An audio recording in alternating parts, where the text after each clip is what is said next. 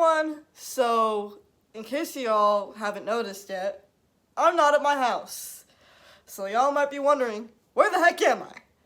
I'm in North Carolina visiting my other grandparents who y'all actually have not met. I call them Khaki and Grundy. Adorable names, I know.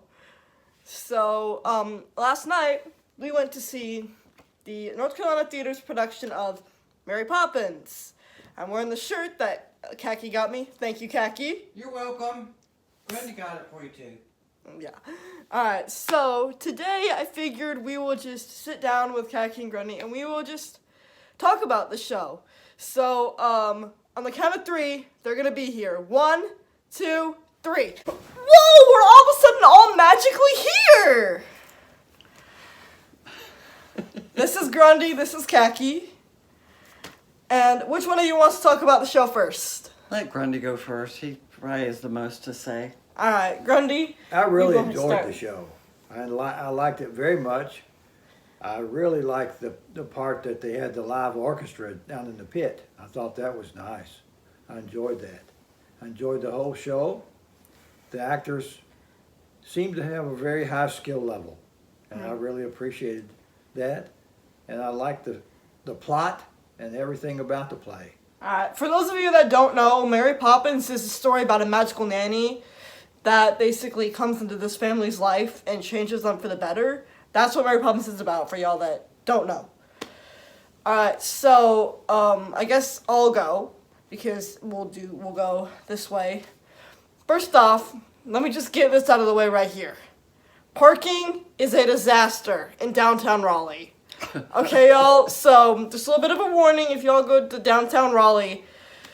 They have, like, this main parking deck that's for everyone. There was a lot going on in downtown the day that we went to the show. So we had to park in the hotel/convention center parking lot, and getting out of there was a pain. Lifetime. Oh yeah. It probably took us 20 minutes just to get out of there. So that's a little bit of a heads up. The theater is majestic. They've got chandeliers up there. There's like so many rows of seating, and we probably had some of the best seats in the house. That part was really awesome, and the show itself was amazing. I have been in the backstage crew for a production at Mary Poppins, so it was nice to kind of relive some of those memories. And I was very impressed with the person that was playing Mary Poppins. That is a very demanding role, so it was really awesome to see her do that.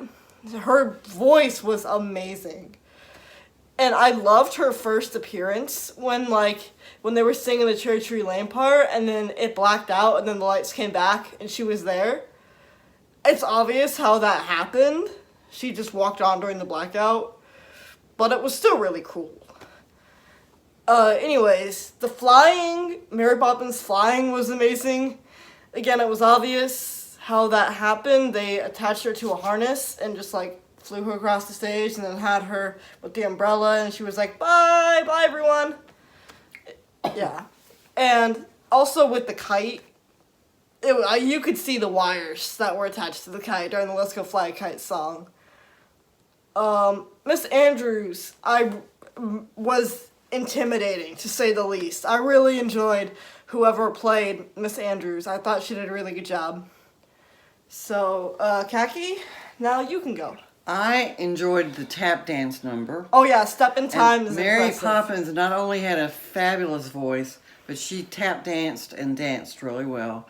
And she flew. And also my other favorite part was the supercalifragilisticexpialidocious. Even though the sound of it is something quite atrocious. They knew how to spell it, and they did a really great group dance or ensemble routine or whatever you want to call it. But it was really good. And I enjoyed sitting next to Ave. Because I'm awesome. Very awesome. Yeah. But I will say this. After Anything Can Happen If You Let It, at that point, after that, the show just dragged on. Show honestly did just drag. I really did think at the end of Anything Can Happen, it was going to be done. It was enough. Yeah. Like, they could have easily... Wind it up. They could have easily addressed everything that was happening in the last little bit, like, in one scene. Like, it legit could have been, like, one scene where they're like, can we do without an ending now? Yeah, I think we can. Just, like, that whole little bit, that part is important, because the story comes full circle at that point. They could have easily done that in one scene, and then just, like, had anything can happen if you let it. Blackout, boom, show's done. I don't think that's that hard, is it? No. Also, another person I was impressed with, George Banks. I thought he... Very good. Yeah, he had a very good voice. Powerful voice was the word I was looking for. Great stage presence, too. So I was impressed with him. And, alright, let's see. What else is there that we need to talk about? The ending number when they redid the supercalifragilisticexpialidocious, that was good. Oh yeah, the whole ensemble did the supercalifragilistic dance, and it was impressive. It honestly was. They, for the record, the person who did like their curtain speech said they learned this show in 12 days. So having learned that dance in the span of 12 days was, at the least, impressive. And, you know, I was telling Kaki at intermission, like, if you were impressed with the Super Cal number, wait till you see Step in Time. Because, obviously, I know the story of Mary Poppins, because I've been involved in the production of it. So, I knew the Step in Time was going to happen, and that tap dancing was going to be involved, so it's impressive. The tap dancing was very impressive. Mm-hmm. And even some of the main characters went off stage and came back and they had tap shoes on. Did you notice the boy and the girl had tap shoes on? The Bankses did. Mary Poppins did. Mm-hmm. Bert did. They're very good. Another thing, especially Mary Poppins, had a lot of quick changes. They sure did. Oh boy, as someone who is involved in theater, I know the stress that is a quick change, especially the show that I just did, man. Like, I've never had a quick change in a show, but I have been there to witness people who have had quick changes, and they are stressful. So that was really amazing. And it was, like, done, so, like, you barely would even notice that, how fast the change was.